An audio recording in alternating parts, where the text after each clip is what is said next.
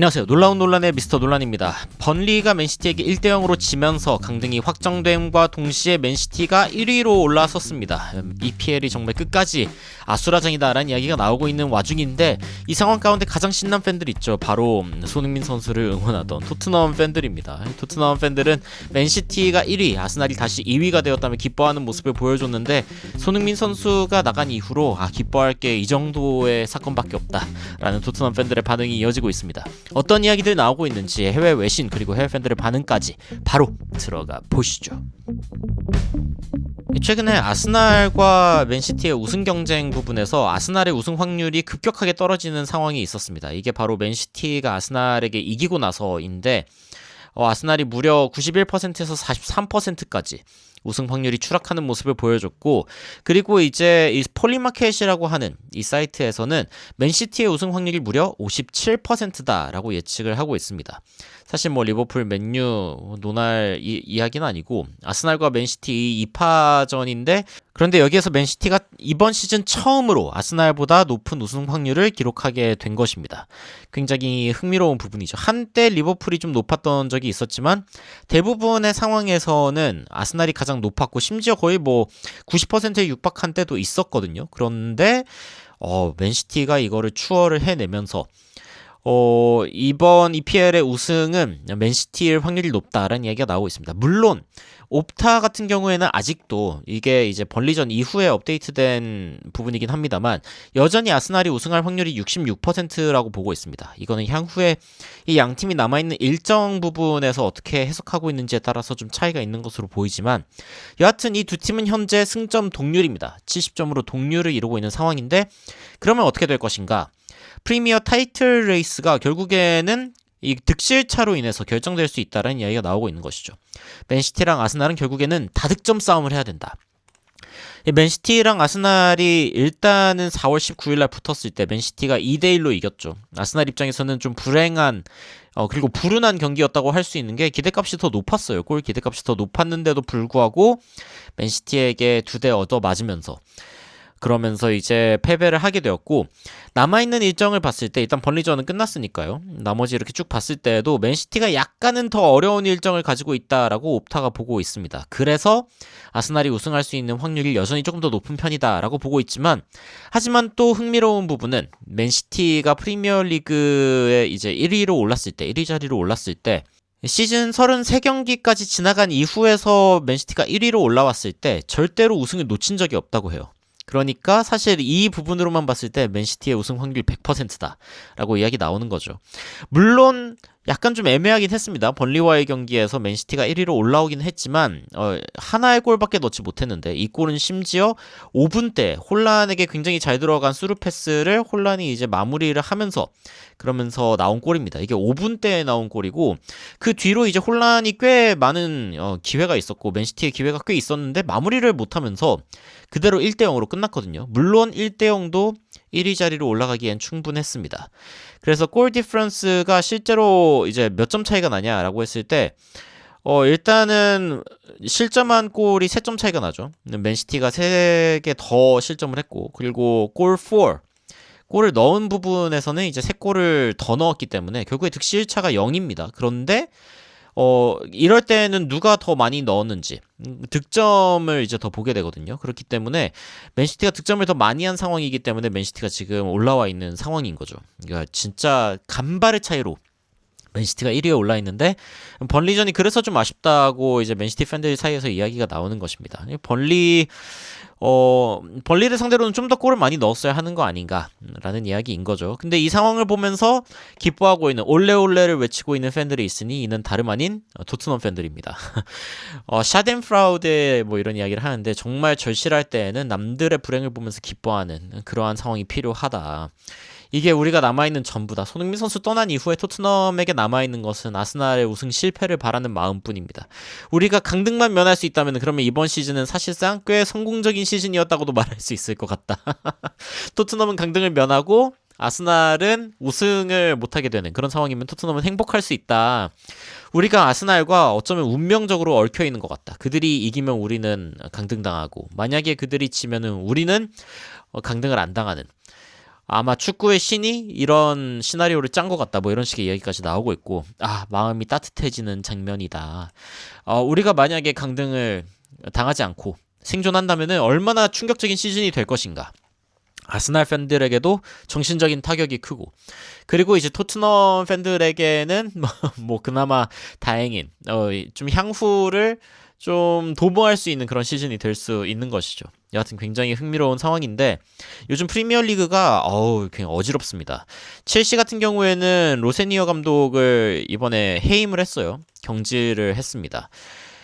그리고 웨스트햄 같은 경우, 그리고 토트넘, 웨스트햄, 포레스트 이 세 팀 중에 이제 누가 강등될 것인가 이런 이야기가 지속적으로 나오고 있고, 그러니까 끝까지 굉장히 많은 이야기들이 나오고 있는데, 잠깐 또 첼시 상황 좀 보고 넘어가자면은, 첼시 같은 경우에 최근에 5연패를 했는데 이 와중에 득점이 하나도 없었습니다. 그러니까 첼시에 무슨 문제가 있다라는 이야기가 많이 나오고 있었는데, 결국에는 3개월 만에 로세니어 감독이 경질이 됐어요. 근데 이 감독이 블루코, 그러니까 지금 첼시를 소유하고 있는 그 회사에서 낙하산으로 사실 떨군 감독이거든요. 능력이 없는 감독이라기보다는 경험이나 아니면은 그 정도의 어떤 선수를 장악할 수 있는 그런 어떤 경험이 없는 감독이에요. 그래가지고 리암 로세니어 감독은 사실상 첼시에서의 권위가 있었던 적이 단 한 번도 없었다. 그러니까 애초에 시작부터 잘못된 선택이었다.